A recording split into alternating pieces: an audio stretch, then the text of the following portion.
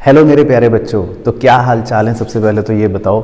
और आज की ये वीडियो बहुत ही स्पेशल, बहुत ही खास है क्योंकि आज हम अपने अकाउंटेंसी सब्जेक्ट का एक ऐसा चैप्टर रिवाइज करने जा रहे हैं जो एग्ज़ाम में बहुत ही ज़्यादा इम्पॉर्टेंट है और जिसके क्वेश्चंस भी तरह तरह के आते हैं। तो मेरी सबसे पहले तो आपको यही सजेशन होगी कि ये चैप्टर जब भी आप रिवाइज करो तो कोशिश करना इसके बहुत सारे अलग अलग वैरायटी के क्वेश्चंस प्रैक्टिस करना। बाकी इस वीडियो के माध्यम से मेरी कोशिश है कि मैं आपको पूरे चैप्टर का एक अच्छा सा ब्रेकडाउन दूं कि इस चैप्टर में किस किस वैरायटी के क्वेश्चंस आते हैं, और एंड में आपको ये भी बताऊंगा कि हमने क्लास में कौन कौन से क्वेश्चंस करे बुक के इंपॉर्टेंट, वो आप भी कर सकते हो या फिर वो वैरायटी के क्वेश्चन ज़रूर करना ताकि ये चैप्टर आपका अच्छे से कवर हो जाए। और इस चैप्टर की थ्योरी भी इंपॉर्टेंट होती है एग्जाम के लिए, तो आप उसको भी इग्नोर मत करना। बाकी वीडियो शुरू करने से पहले आपको बता देता हूं कि हमारे चैनल को सब्सक्राइब ज़रूर कर लेना क्योंकि बहुत ही पावरफुल कंटेंट आपके लिए लगातार अब इस चैनल पर आने वाला है जो आपके बोर्ड्स की तैयारी में बहुत हेल्पफुल रहेगा। चलो तो सर वीडियो शुरू करते हैं फटाफट से। चैप्टर का नाम है अकाउंटिंग फॉर शेयर कैपिटल। तो जैसा कि आप जानते हो ये चैप्टर आपका कंपनी अकाउंट्स बुक का है और कंपनी अकाउंट्स की वेटेज बहुत ही अच्छी खासी आपके एग्ज़ाम में है 24 नंबर की, जिसमें शेयर्स और डिबेंचर्स को कंपनी इशू करती है। लेकिन इस चैप्टर में हमारा फोकस रहता है शेयर्स इशू करने पर।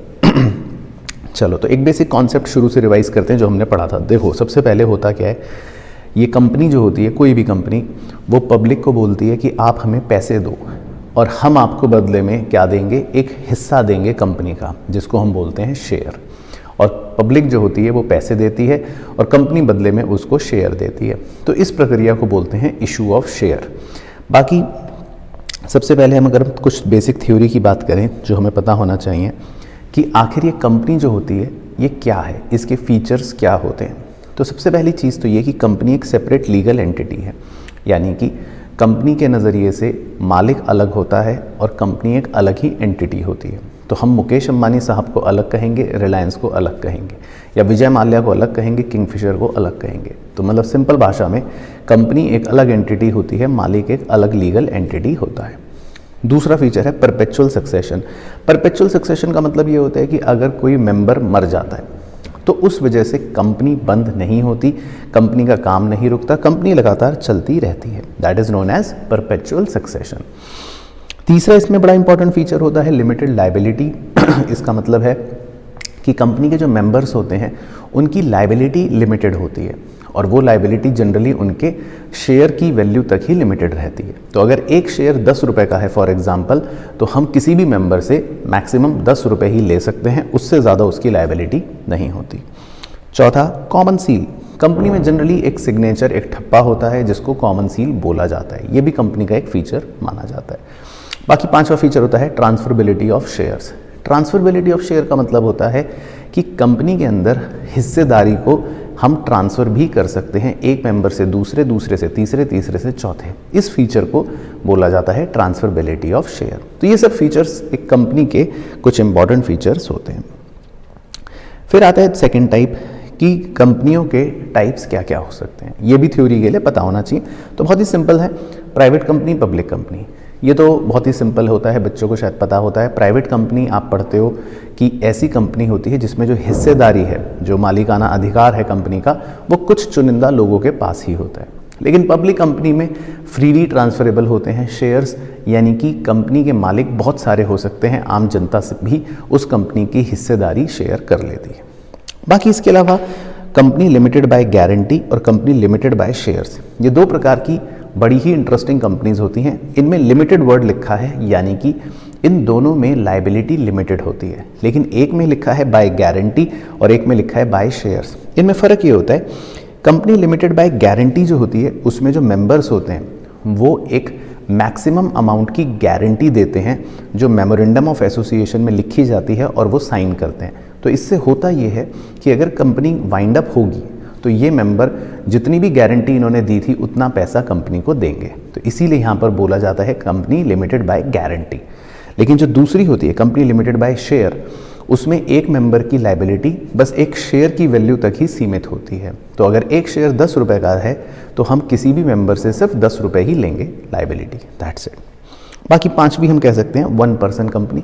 वो नाम से ही क्लियर होता है, 1 पर्सन कंपनी एक ऐसा कॉन्सेप्ट है, न्यू कॉन्सेप्ट, जिसमें एक अकेला आदमी एक मेंबर भी कंपनी बना सकता है, वो अब अलाउ है, इसीलिए इसको नाम दे दिया 1 पर्सन कंपनी। ये 2013 में इंट्रोड्यूस हुआ था और इसमें डायरेक्टर्स की लिमिट होती है मिनिमम 1 और मैक्सिमम 15। तो ये हमें पता होना चाहिए। अब आता है शेयर क्या होता है, तो इसके बारे में भी थ्योरी पता होना चाहिए। शेयर बेसिकली एक टर्मिनोलॉजी है कि जो कंपनी है उसकी टोटल पूंजी को यानी टोटल कैपिटल को छोटे छोटे टुकड़ों में डिवाइड कर देते हैं और जो सबसे स्मॉलेस्ट डिनोमिनेशन होता है उसको बोलते हैं शेयर। तो आमतौर पर कोई भी कंपनी है, लेट से उसकी पूंजी है 10 करोड़ रुपए, तो वो उस 10 करोड़ रुपए को छोटे छोटे टुकड़ों में बांट लेगी, वो उसको बोलेगी 1 करोड़ शेयर ऑफ 10 ईच। तो आमतौर पर कंपनी का एक शेयर, एक हिस्सा 10 रुपए का होता है। अब ये शेयर जो होता है ये 2 प्रकार का होता है, एक को बोलते हैं इक्विटी शेयर, एक को बोलते हैं प्रेफरेंस शेयर। इनके बेसिक डिफरेंस हमें पता होने चाहिए। इक्विटी शेयर बेसिकली वो होते हैं जिनके पास कंपनी में वोटिंग राइट्स होते हैं, सबसे इंपॉर्टेंट चीज़, जबकि प्रेफरेंस शेयर्स के पास ऐसे वोटिंग राइट्स नहीं होते। लेकिन इक्विटी शेयर्स को डिविडेंड मिलता है बाद में और प्रेफरेंस शेयर्स को डिविडेंड हमेशा मिलता है पहले। अब ये चीज़ बड़ी इंपॉर्टेंट होती है क्योंकि इसका लिंक कैश फ्लो चैप्टर में भी आता है, तो यहीं बता देता हूँ। आप याद रखो कि डिविडेंड देने की जब बारी आती है तो हमेशा डिविडेंड प्रेफरेंस शेयर्स को पहले दिया जाता है और बाद में इक्विटी शेयर्स को मिलता है। तो ये लॉ का नियम है। बाकी इसके अलावा अब लिक्विडेशन के अंदर भी पैसे इक्विटी शेयर्स को बाद में मिलेंगे और कंपनी अगर बंद हो गई तो प्रेफरेंस शेयर्स को पैसे पहले मिल जाएंगे। बाकी इक्विटी शेयर्स का डिविडेंड फिक्स्ड नहीं होता। कंपनी अगर प्रॉफिट कमाएगी तो देगी, नहीं कमाएगी तो नहीं देगी, कितना देगी वो भी हर साल बदल सकता है। जबकि प्रेफरेंस डिविडेंड का रेट फिक्स होता है कि अगर प्रॉफिट हुआ है तो इतने % डिविडेंड हर साल फिक्स मिल जाएगा। तो ये कुछ डिफरेंस होते हैं। इसके अलावा प्रेफरेंस शेयर्स के अलग अलग टाइप्स होते हैं, यानी कि क्या क्या। एक होता है cumulative, non cumulative. Cumulative preference shares ऐसे होते हैं जिनके पास थोड़ी सी एक्स्ट्रा पावर होती है कि अगर उनको 3 साल तक डिविडेंड नहीं मिला तो उनका वो 3 साल तक का डिविडेंड इकट्ठा हो जाता है। इकट्ठा होने को बोलते हैं क्यूमुलेट हो जाता है और फिर वो उनको 4th ईयर में एक साथ मिल सकता है। लेकिन नॉन क्यूमुलेटिव वालों के पास ऐसी कोई भी ताकत नहीं होती। उन्हें अगर डिविडेंड नहीं मिला तो नहीं मिला, फिर मिल गया तो ठीक है। दूसरे होते हैं पार्टिसिपेटिंग या non participating. Participating preference shares भी ऐसे होते हैं जिनके पास थोड़ा सा एक्स्ट्रा बेनिफिट होता है कि अगर किसी साल कंपनी को कुछ सरप्लस प्रॉफिट्स हुए, मतलब कुछ ज़्यादा ही एक्स्ट्रा प्रॉफिट्स हुए, तो उस एक्स्ट्रा प्रॉफिट्स में उन्हें भी कुछ हिस्सेदारी मिल सकती है। तो ऐसे प्रेफरेंस शेयर्स को बोलते हैं पार्टिसिपेटिंग। लेकिन जिनके पास ये हिस्सेदारी ना मिलने का कोई भी या मिलने का कोई अधिकार नहीं होता, उसको बोल देते हैं नॉन पार्टिसिपेटिंग। फिर होते हैं कन्वर्टेबल या नॉन कन्वर्टेबल। कन्वर्टेबल मतलब ऑब्वियसली ऐसे प्रेफरेंस शेयर्स जो इक्विटी शेयर में कन्वर्ट हो सकते हैं। नॉन कन्वर्टेबल जो होते हैं वो इक्विटी शेयर में कन्वर्ट नहीं हो पाते। चौथे हम कह सकते हैं रिडीमेबल या इररिडीमेबल। रिडीमेबल वो होते हैं जिन्हें हमें पैसे रीपे करने पड़ते हैं और इररिडीमेबल वो होते हैं जिनके पैसे हमें कभी भी रीपे नहीं करने पड़ते या सिर्फ कंपनी के वाइंडिंग अप पर ही रीपे करने पड़ते हैं। तो इस तरह से प्रेफरेंस शेयर के ये अलग अलग प्रकार होते हैं। यहाँ पर मैंने क्यूमुलेटिव प्रेफरेंस शेयर्स के बारे में थोड़ा सा समझा रखा है। तो इनके 3 साल के डिविडेंड इकट्ठे हो जाते हैं और वो डिविडेंड देखो आप चौथे साल में उनको मिल जाते हैं। चलो अब देखो, चैप्टर जब भी रिवाइज करो तो चैप्टर का एक ब्रेकडाउन करना माइंड में बहुत ज़रूरी है कि ये चैप्टर है क्या। तो चैप्टर में देखो सबसे पहले तो एक बेसिक कॉन्सेप्ट समझते हैं, एक फ्लो समझते हैं कि जब भी क्वेश्चन आएगा या जब भी चैप्टर के बारे में कहेगा तो कितनी डायनामिक्स इसके अंदर घुमा सकता है। तो देखो सबसे पहले हम बात करते हैं फेस वैल्यू और इशू प्राइस की। अब फेस वैल्यू क्या होती है? सबसे पहले समझ लो कि शेयर जो होता है उसकी एक नॉमिनल वैल्यू होती है जो कंपनी अपनी बुक्स में रिकॉर्ड कर लेती है कि भाई मिनिमम मेरा शेयर 10 रुपये का रहेगा। लेकिन अब वो पब्लिक को जब ये शेयर इशू करती है, देती है, तो ज़रूरी नहीं है 10 रुपये का ही दे। या तो वो 10 रुपये का दे सकती है तो हम बोलते हैं इशू एट पार, या फिर वो उससे ज़्यादा का भी दे सकती है, 15 का, 20 का, 25 का, 100 का, 500 का, कितने का भी, तो फिर हम उसको बोलते हैं इशू एट प्रीमियम। तो कंपनी अपना शेयर 2 तरह से इशू कर सकती है। अब यहाँ पर एक पॉइंट आता है कि क्या सर कंपनी शेयर डिस्काउंट पर भी इशू कर सकती है? तो इसका आंसर तो स्ट्रेटली तो नो ही है, क्योंकि कंपनीज एक्ट 2013 ने इस पर प्रोहिबिशन लगा रखा था कि कोई भी कंपनी जब पहली बार शेयर इशू करती है तो डिस्काउंट पर इशू नहीं कर सकती। हालांकि उसमें एक छोटा सा एक्सेप्शन है, वो एक्सेप्शन होता है स्वेट इक्विटी शेयर्स का। अब स्वेट इक्विटी शेयर्स क्या होते हैं सर? स्वेट इक्विटी शेयर्स जो होते हैं वो कंपनी अपने उन एम्प्लॉयज़ को इशू करती है जो बहुत मेहनत करते हैं और कंपनी को लगता है कि यार इनको जो सैलरी मिल रही है उसके अलावा भी इन्हें तो कंपनी का कुछ हिस्सा मिलना चाहिए, तो कंपनी इनको शेयर सस्ते दामों पर दे देती है। इस तरह के अपने एम्प्लॉयज़ को दिए गए शेयर्स को सस्ते में बोलते हैं स्वेट इक्विटी शेयर्स। तो वो एक्सेप्शन है, उन्हें कंपनी डिस्काउंट पर दे सकती है। लेकिन यहाँ पर एक पॉइंट आ रहा है जो चैप्टर में आगे काम आएगा।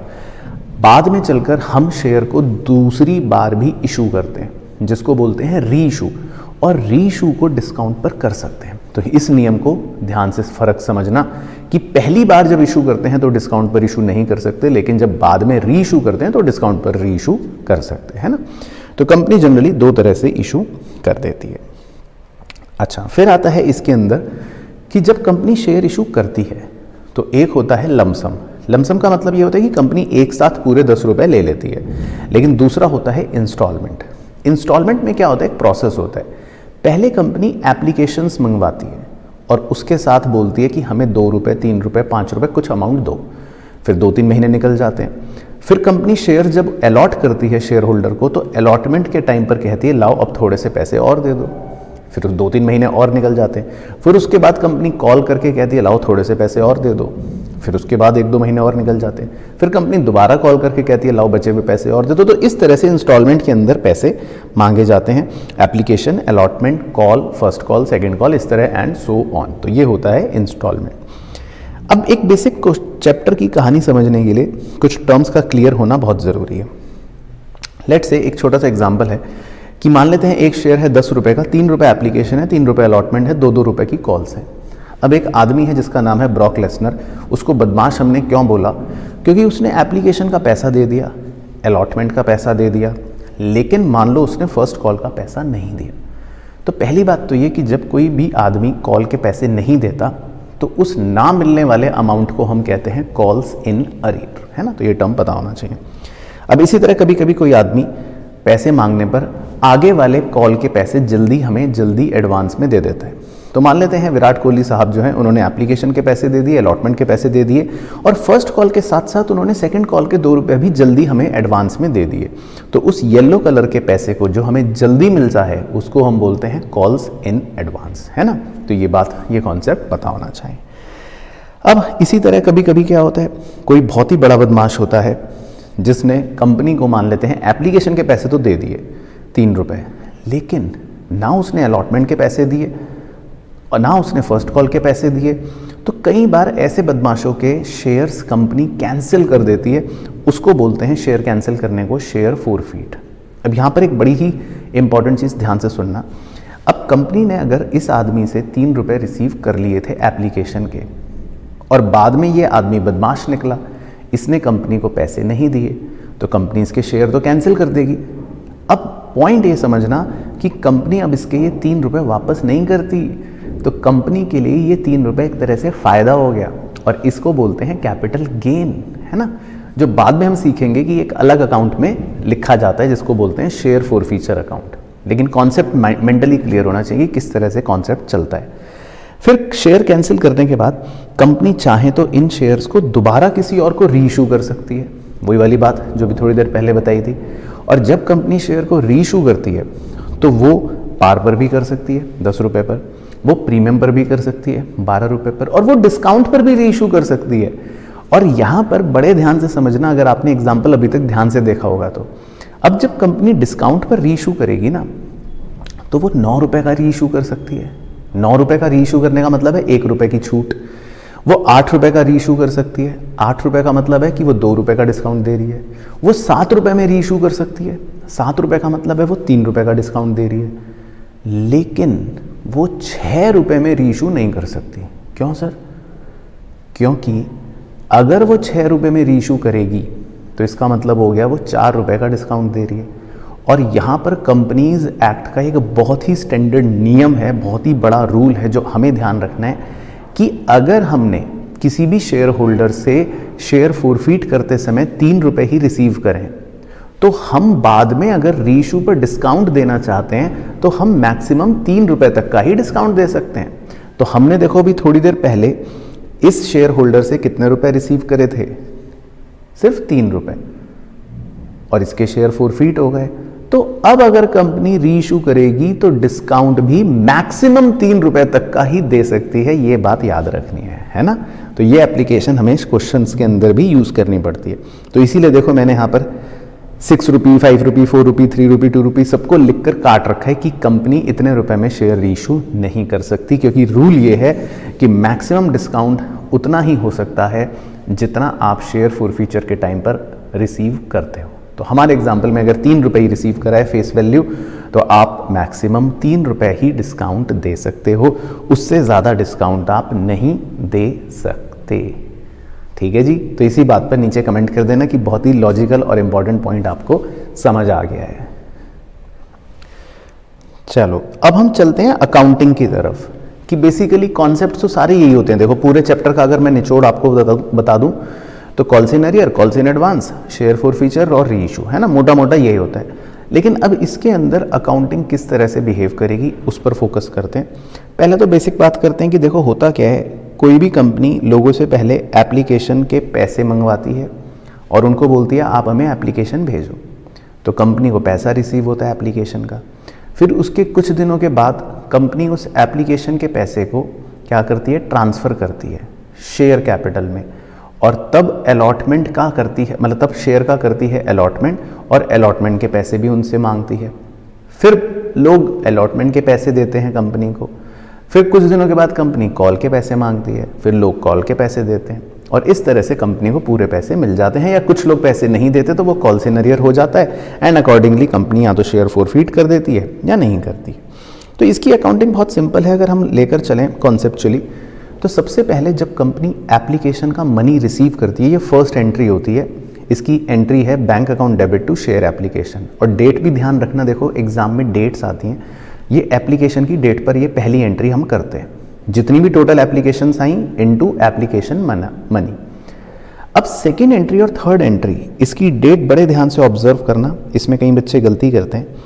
सेकेंड एंट्री और थर्ड एंट्री जो होती है वो अलॉटमेंट के दिन की जाती है। अब अलॉटमेंट का दिन जनरली एप्लीकेशन के दिन से 2-3 महीने बाद होता है।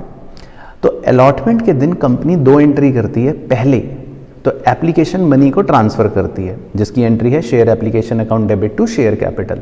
शेयर कैपिटल में हमेशा फेस वैल्यू लिखते हैं, क्योंकि कई बार प्रीमियम होता है वो अलग से लिखेंगे, कई बार रिफंड होता है वो अलग से लिखेंगे, कई बार कुछ पैसा एडजस्ट होता है वो अलग से लिखेंगे। तो शेयर कैपिटल में फेस वैल्यू लिखते हैं इशूड शेयर्स की। और फिर कंपनी अलॉटमेंट के मनी को भी मांगती है, तो उसकी एंट्री होती है share allotment account debit to share capital. तो अलॉटमेंट के दिन कंपनी 2 एंट्रीज करती है। फिर उसके 1-2 महीने बाद लोग अलॉटमेंट का पैसा देते हैं, तो अलॉटमेंट मनी रिसीव होने के लिए कंपनी एंट्री करती है bank account debit to share allotment. फिर 1-2 महीने निकल जाते हैं, फिर कॉल का दिन आता है, तो फिर कंपनी कॉल के पैसे मांगती है, तो उसकी एंट्री होती है शेयर फर्स्ट कॉल या सेकंड कॉल, जो भी कॉल है, share call account debit to share capital. और फिर लोग कॉल के पैसे दे देते हैं, तो उसकी एंट्री होती है bank account debit to share capital. बाकी इसमें अगर कभी कभी प्रीमियम होता है तो हमें यह ध्यान रखना है कि उस केस में हम सिक्योरिटी प्रीमियम अकाउंट को क्रेडिट करते हैं, और सिक्योरिटी प्रीमियम अकाउंट को हम जनरली शेयर कैपिटल के नीचे क्रेडिट कर देते हैं। तो वो तभी करना है जब अलग से प्रीमियम होगा। अब क्वेश्चन कभी कभी कहता है कि कैश बुक प्रिपेयर करो, तो उस केस में आप याद रखो कैश बुक प्रिपेयर करने का मतलब होता है हम एक बैंक कॉलम बना रहे हैं, और बैंक कॉलम बनाने का मतलब है कि फिर आपको जो भी बैंक वाली जर्नल एंट्रीज हैं वो करने की ज़रूरत नहीं है, यानी अपनी जर्नल एंट्रीज में से हम बैंक को हटा देते हैं और रिमेनिंग एंट्रीज एज यूजुअल कर लेते हैं। तो ये हमें सिर्फ तभी करना है जब क्वेश्चन बोलेगा कि कैश बुक को प्रिपेयर करना है। तो ये बेसिक अकाउंटिंग याद रखनी है। अब इसके बाद देखो छोटे छोटे एग्जाम्पल से आपको समझाता हूँ कि किस तरह के क्वेश्चंस आपको प्रैक्टिस करने हैं, क्या क्या अकाउंटिंग का ध्यान रखना है। जैसे सबसे पहले होता है कि जब हम शेयर को पार पर इशू करते हैं और कंपनी इंस्टॉलमेंट्स में पैसे मंगवाती है, तो बहुत ही सिंपल है ये वाला एग्जांपल। तो इसमें बस आपको ये ध्यान रखना है कि कंपनी जब इंस्टॉलमेंट पे पैसे मंगवा रही है तो आपकी अलग अलग एंट्रीज़ हैं। पहले शेयर एप्लीकेशन के टाइम की 2 एंट्रीज़ हो गई, फिर उसके बाद अलॉटमेंट की एंट्रीज़ हो गई, और फिर उसके बाद कॉल की एंट्रीज़ हो गई, है ना। एग्जाम में बस ये ध्यान रखना कि इनकी नरेशन शॉर्ट में लिखनी बहुत ज़रूरी है। और थोड़ा सा कॉम्प्लेक्स पॉइंट जो पहले भी बताया था कि सबसे पहले कंपनी एप्लीकेशन का मनी रिसीव करती है फर्स्ट एंट्री में, लेकिन ये जो सेकंड एंट्री और थर्ड एंट्री होती है यानी कि एप्लीकेशन का मनी ट्रांसफ़र करने की और अलॉटमेंट के मनी को ड्यू करने की, मांगने की, वो सेम डे पर करती है। उसके बाद अलॉटमेंट के पैसे रिसीव होते हैं 4th एंट्री में, 5th एंट्री में फिर कॉल मनी ड्यू करती है और 6th एंट्री में कॉल मनी रिसीव करती है ना। तो ये सिंपल होता है। तो ये तो हो गया बेसिक। तो इसका क्रक्स ये होता है कि कंपनी की शेयर कैपिटल रेज हो जाती है और बैंक में पैसे आ जाते हैं, है ना। अच्छा, अगर कंपनी प्रीमियम पर इशू करे तो आपको ये ध्यान रखना है कि प्रीमियम जो होता है आप हमेशा उसको अलग लिखो और फेस वैल्यू को अलग लिखो। तो यहाँ पर जैसे 20% प्रीमियम है, यानी 2 रुपये का प्रीमियम है, तो वैसे तो प्रीमियम एप्लीकेशन पर, अलॉटमेंट पर, कॉल पर कभी भी कंपनी ले सकती है, लेकिन क्वेश्चन हमें वैसे बता देगा कि कंपनी ने प्रीमियम कब लिया। लेकिन अगर क्वेश्चन ना बताए, साइलेंट हो, तो हम उसको मानते हैं कि कंपनी प्रीमियम अलॉटमेंट के टाइम पर ही मांगती है। तो हमें क्या करना है, प्रीमियम के 2 रुपये को अलग लिखना है और फेस वैल्यू को 10 रुपये को अलग ब्रेकडाउन बनाकर लिखना है। अब जर्नल एंट्री में क्या फ़र्क पड़ेगा, सारी एंट्री हमारी सेम रहेंगी, लेकिन जब हम 3rd एंट्री करेंगे खासकर शेयर अलॉटमेंट की, तो शेयर कैपिटल में हम लिखेंगे फेस वैल्यू यानी सिर्फ 4 रुपये और 2 रुपये हम लिखेंगे सिक्योरिटीज़ प्रीमियम में। अब ये सिक्योरिटी प्रीमियम का नेचर समझ लो, ये कंपनी के लिए एक तरह से रिजर्व होता है ना। रिजर्व एंड सरप्लस की हेडिंग में शो होता है। और सेक्शन 52, ये याद रखना, सेक्शन थ्योरी के लिए इंपॉर्टेंट है, सेक्शन 52 में सिक्योरिटी प्रीमियम को यूटिलाइज करने के 5 तरीके बताए गए हैं। उनको आप एग्जाम के लिए, थ्योरी के लिए अच्छे से लर्न करके जाना। मैं जल्दी से ब्रीफ में बता देता हूँ कि सिक्योरिटी प्रीमियम को कंपनी कहाँ यूज़ कर सकती है, या तो फ्री में बोनस शेयर्स देने के लिए, या अपने शेयर्स को बायबैक करने के लिए, या फिर डिस्काउंट वगैरह कुछ राइट ऑफ करने के लिए, या लॉस को राइट ऑफ करने के लिए, या प्रीमियम ऑन रिडम्पशन जो होते हैं उनको राइट ऑफ करने के लिए, उसको यूज़ करने के लिए। तो ये बेसिकली थ्योरी में पूछ सकते हैं ना। तो यही बात यहाँ पर देखो लिखी हुई है। बाकी एंट्रीज हमारी कॉल की नॉर्मल हो जाएंगी। और इसका कॉन्सेप्ट अगर समझाने के लिए दिखाऊं तो सिक्योरिटी प्रीमियम एक रिजर्व की तरह हमारी लायबिलिटी में शो हो जाता है ना। अच्छा, फिर तीसरा हो गया कि लमसम। अब लमसम का मतलब होता है कि कंपनी सारे पैसे एक साथ ले रही है। अब कंपनी अगर सारे पैसे एक साथ लेती है तो हमें सिर्फ 2 ही एंट्री करनी है, बैंक अकाउंट डेबिट टू। अब यहाँ पर share application and allotment account एक साथ क्लब हो जाता है, तो इसीलिए आप एंट्री में देख रहे हो share application and allotment account, है ना। बस ये छोटा सा ट्विस्ट याद रखना है। अब देखो कॉल्स इन अरियर के कॉन्सेप्ट को समझते हैं कि अगर कोई आदमी कभी पैसे ना दे तो क्या होगा। तो जैसे यहाँ पर हमने एक छोटा सा एग्जाम्पल करा है। यहाँ पर एक बदमाश है ब्रॉक लेसनर, उसके पास 500 शेयर्स हैं और उसने फर्स्ट कॉल के 3 रुपये यानी कि टोटल 1500 रुपये नहीं दिए। तो इस 1500 रुपये को हम बोलते हैं कॉल्स इन अरियर। तो कंपनी के लिए ये नुकसान हो गया। तो जब हम फर्स्ट कॉल की एंट्री करेंगे तो उस समय देखो 1 2 3 4 तो सारी सेम एंट्री हैं, लेकिन जब हम फर्स्ट कॉल की एंट्री करेंगे तब हमारे पास 2 ऑप्शंस होते हैं। क्या, या तो हम calls in arrear account open करें या हम calls in arrear account open ना करें। तो जो आप इधर केस देख रहे हो उसमें हमने calls in arrear account open करा है। तो हमारी एंट्री है बैंक अकाउंट डेबिट 28,500 जितने रुपए रिसीव हुए, और कॉल्स इन अरियर में हम वो लिखते हैं जितने रुपए हमें नहीं मिले, है ना। और ये हमारे लिए नुकसान है, इसीलिए डेबिट करते हैं। लेकिन सेकंड केस में आप कॉल्स इन अरियर अकाउंट अगर ओपन नहीं करते तो आप सीधी एंट्री भी लिख सकते हो, bank account debit to share first call 28,500, लेकिन वो प्रेफरेबल नहीं होता। मैं रिपीट कर रहा हूँ, प्रेफरेबल नहीं होता। एग्जाम में आप कोशिश करना कि पहला केस ही फॉलो करो जिसमें आप कॉल्स इन अरियर अकाउंट को ओपन कर देना। अब क्वेश्चन मन में ये अराइज हो सकता है कि ये calls in arrear account open तो हो गया डेबिट होके, अब ये क्लोज कब होगा। तो जनरली ये क्लोज तो तब होगा अब या तो ये पैसे दे दे हमें, या फिर जब शेयर्स इसके फोरफीट होंगे तब हमारा ये कॉल्स इन अरियर अकाउंट क्या हो जाता है, क्लोज हो जाता है। तो कॉल्स इन अरियर अकाउंट का लॉजिक याद रखना है, ओपन होता है जब पैसे नहीं मिलते और क्लोज हो जाता है जब शेयर फोरफीट हो जाता है। अब कॉल्स इन अरियर अकाउंट में अगर कभी भी कोई बैलेंस बचता है तो वो बैलेंस आगे चल के लास्ट कॉन्सेप्ट में काम आएगा। जब हम शेयर कैपिटल की बैलेंस शीट प्रेजेंटेशन करते हैं तब नियम ये कहता है कि कॉल्स इन अरियर अकाउंट के किसी भी बैलेंस को हम पता है कहाँ शो करते हैं, शेयर कैपिटल में से डिडक्शन के तौर पर शो करते हैं। तो ये भी रूल हमें याद रखना है शेड्यूल 3 का, है ना। तो ये बात हम बैलेंस शीट में जब जाएंगे तब और देख लेंगे। उसके बाद आते हैं अगले कॉन्सेप्ट की तरफ। कॉल्स इन अरियर के एग्जाम्पल के बाद एक एग्जाम्पल है अपना कॉल्स इन एडवांस का। अब कॉल्स इन एडवांस में क्या होता है, देखो कॉल्स इन एडवांस में होता है कि इस बार कोई शेयर होल्डर हमें जल्दी पैसा दे देता है। तो जैसे यहाँ एक हमने एग्जांपल करा है, इसमें एक व्यक्ति है 500 शेयर्स के इसके पास हैं और इसने अपने फर्स्ट कॉल के पैसे हमें जल्दी दे दिए 3 रुपये, यानी 1500 रुपये कॉल्स इन एडवांस। तो यहाँ पर ध्यान से समझना, अब हम जब पैसे जल्दी रिसीव कर लेते हैं तो कंपनी के लिए ये एक प्रकार से करंट लायबिलिटी है। तो जब अलॉटमेंट की हम एंट्री करेंगे तो अलॉटमेंट की एंट्री के टाइम पर आप देखो 4th एंट्री पर हम लिखेंगे bank account debit to share allotment और to calls in advance account, क्योंकि ये हमारे लिए कंपनी के लिए एक लायबिलिटी है। तो हमने एक 1500 रुपये की लायबिलिटी क्रिएट कर ली। अच्छा, अगर हम calls in advance account open नहीं करते तो हम उसकी जगह टू शेयर फर्स्ट कॉल भी लिख सकते हैं, लेकिन मेरी हिदायत ये है, मेरा पर्सनल सजेशन ये है कि आप कॉल्स इन एडवांस अकाउंट को ओपन कर ही लो। तो हमने एक लायबिलिटी क्रिएट कर ली और उसको नाम दे दिया टू कॉल्स इन एडवांस। अब ये लायबिलिटी क्लोज कब होगी? जब हमारी फर्स्ट कॉल का दिन आएगा। तो अब देखो, जब हम फर्स्ट कॉल की एंट्री पर पहुंचेंगे, एंट्री नंबर 6 पर, तब हम एंट्री करेंगे bank account debit calls in advance account debit, यानी कि हमने अब लायबिलिटी को अपनी ख़त्म कर दिया। तो 1500 रुपये की लायबिलिटी हमारी ख़त्म हो गई और बैंक अकाउंट डेबिट में आएंगे सिर्फ 28,500, क्योंकि हमें सिर्फ 28,500 रुपये मिले, 1500 तो ऑलरेडी पहले मिल चुके थे।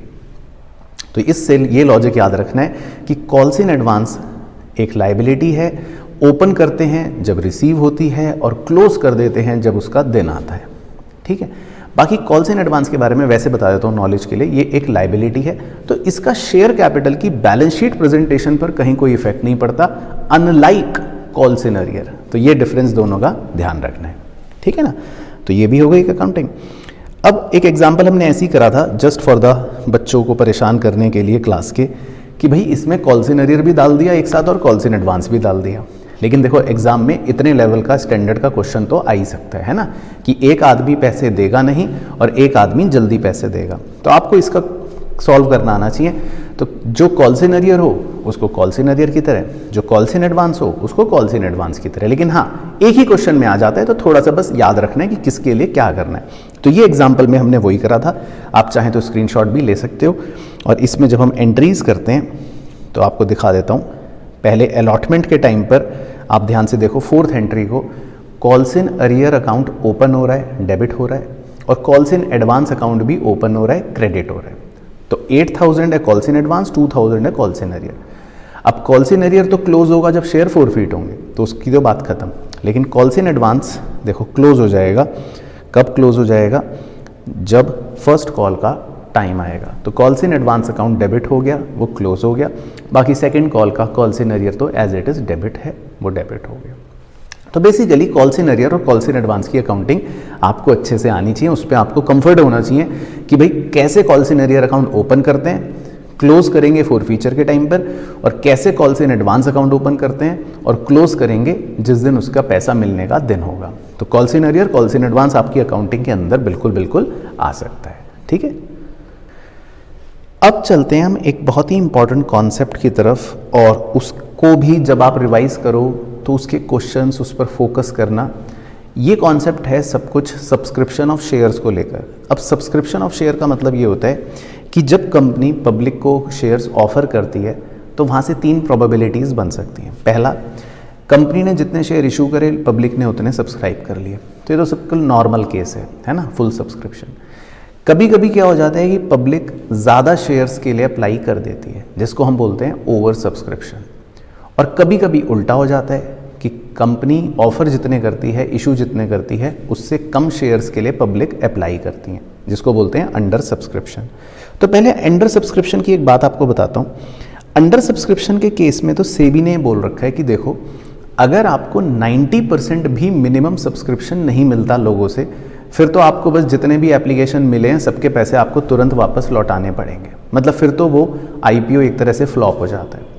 तो ऐसे भी कुछ क्वेश्चंस होते हैं बुक के अंदर, जिसमें कंपनी ने लेट से 10,000 शेयर्स इशू करे और एप्लीकेशन मिले सिर्फ 8,000, तो हम उस केस में 8,000 एप्लीकेशन के पैसे रिसीव करेंगे और अगली ही एंट्री में वापस भी कर देंगे, क्वेश्चन खत्म हो जाएगा। क्योंकि सेबी ये कहता है कि आपको मिनिमम 90% सब्सक्रिप्शन मिलना चाहिए, तभी आप आगे प्रोसीड करोगे। तो अंडर सब्सक्रिप्शन में ये बात ध्यान रखनी है। अच्छा, लेकिन सबसे इंपॉर्टेंट होता है जब ओवर सब्सक्रिप्शन होता है, जो मैं आपको एग्जाम्पल 2, एग्जाम्पल 3, एग्जाम्पल 4 में सिखाऊंगा, क्योंकि इसमें 3 केसेस हो सकते हैं। लेकिन पहले एक छोटा सा अंडर सब्सक्रिप्शन का एग्जाम्पल देख लेते हैं। लेट से कंपनी ने 60,000 शेयर्स इशू करे और 3 रुपये एप्लीकेशन पर मंगवाए, 7 रुपये अलॉटमेंट पर मंगवाए। अब पब्लिक से कंपनी को मिले सिर्फ 50,000 एप्लीकेशन। तो देखो चेक करो, कंपनी अगर 60,000 शेयर्स इशू कर रही है तो 90% के हिसाब से कम 54,000 इक्विटी शेयर्स कंपनी को मिलने चाहिए, लेकिन मिले सिर्फ 50। तो कंपनी जब एंट्री करेगी तो देखो, पहली एंट्री करेगी bank account debit to share application, 50,000 shares के 3 रुपये मिले, 1.5 लाख। और अगली ही एंट्री पैसे रिफंड करने की कर देगी, equity share application account debit to bank, सारा पैसा रिफंड, क्योंकि ये आईपीओ आगे बढ़ ही नहीं सकता, 90% शेयर्स मिले ही नहीं हैं। तो अंडर सब्सक्रिप्शन का क्वेश्चन आए, ये भगवान से अभी हाथ जोड़ के दुआ करो कि हे प्रभु हमारे एग्जाम में 3 नंबर का ये क्वेश्चन आ जाए। तो हमें सिर्फ 2 एंट्री करनी पड़ेगी, पहली और उसी का उल्टा करके दूसरी, बात खत्म। लेकिन ऐसा होगा नहीं। अब चलते हैं ओवर सब्सक्रिप्शन पर, जो एग्जाम में आएगा ही आएगा। क्या है वो, देखो अब यहाँ पर 3 केसेस होते हैं। या तो कंपनी एक्स्ट्रा एप्लीकेशंस को रिजेक्ट कर देती है, या फिर कंपनी रिजेक्ट नहीं करती, उनको थोड़े से कम शेयर दे देती है। भाई आपने मांगे 5 शेयर लेकिन आपको मिलेंगे 3। इस तरह की प्रक्रिया को कहते हैं प्रो राटा अलॉटमेंट। और या फिर कंपनी रिजेक्ट भी कर देती है और थोड़ा सा प्रो राटा भी कर देती है, मतलब कॉम्बिनेशन ऑफ 1 और 2। तो इसकी अकाउंटिंग पे इफेक्ट देखना कैसे करते हैं आपको। अब एग्जाम्पल 2 लेता हूँ। इसमें मान लेते हैं कंपनी ने 10,000 शेयर्स इशू करे और 3 रुपये एप्लीकेशन के हैं, 4 रुपये अलॉटमेंट के हैं, 3 रुपये फर्स्ट कॉल के हैं, और कंपनी को 15,000 एप्लीकेशंस रिसीव हुए।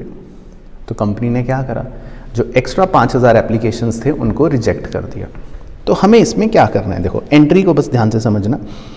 जब हम फर्स्ट एंट्री करते हैं तो उसमें हम टोटल एप्लीकेशन मनी जो रिसीव हुआ वो लिख लेते हैं। तो bank account debit to share application 15,000 shares into 3।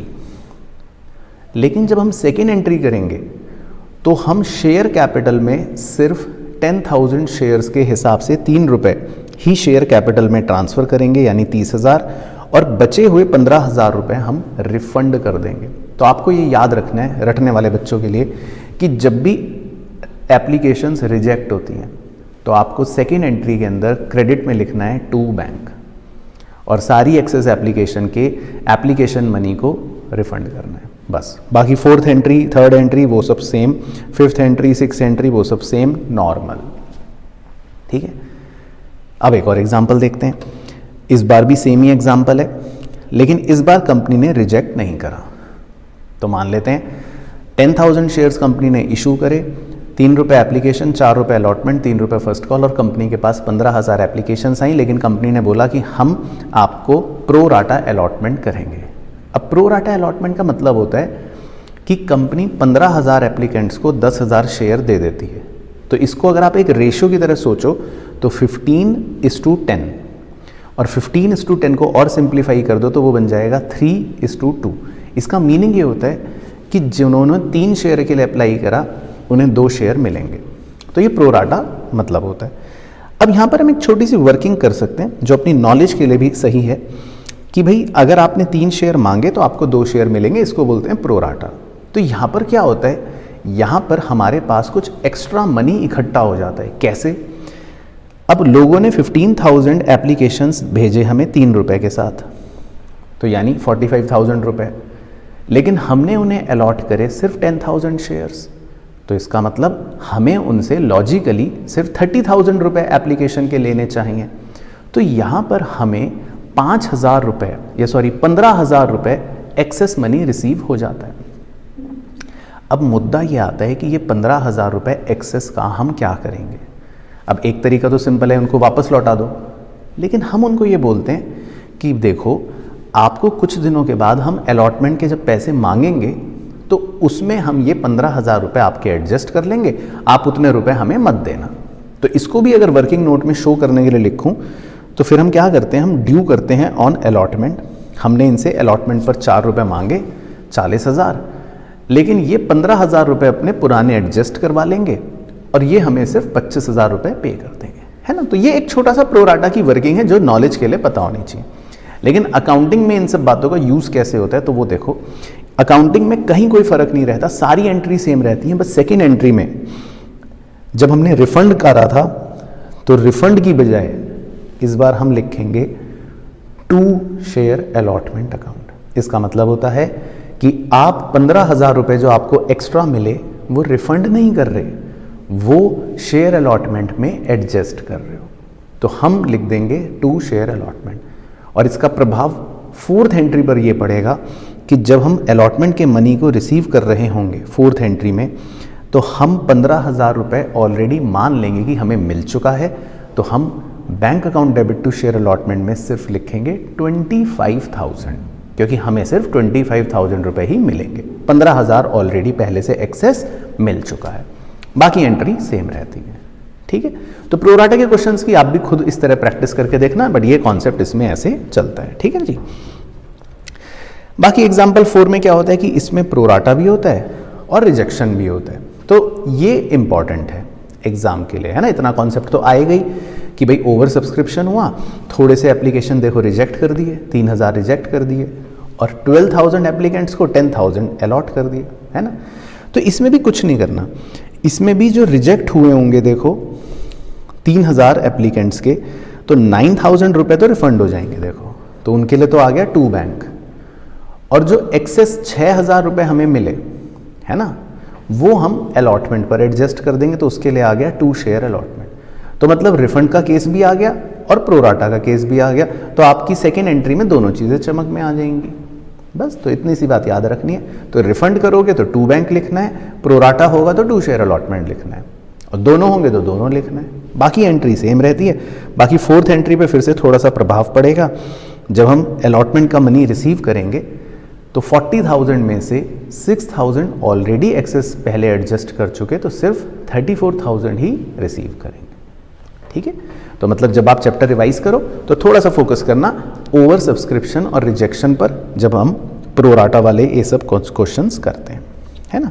तो इसी तरह से मैंने एक एग्जांपल और दिया था बच्चों को एग्जाम में क्लास में परेशान करने के लिए। इसका भी आप स्क्रीनशॉट ले सकते हो चाहो तो प्रैक्टिस के लिए। इसमें भी 50,000 एप्लीकेंट्स हमें मिले, जिसमें से 5,000 एप्लीकेंट्स को तो पूरे शेयर मिल गए, 10,000 को रिजेक्ट कर दिया, और 35,000 एप्लीकेंट्स को 15,000 शेयर प्रोराटा के हिसाब से अलॉट कर दिया। फिर इसके अंदर एक आदमी भी था बदमाश, जिसने फर्स्ट कॉल के पैसे नहीं दिए और साथ में प्रीमियम भी लगा दिया बच्चों को परेशान करने के लिए।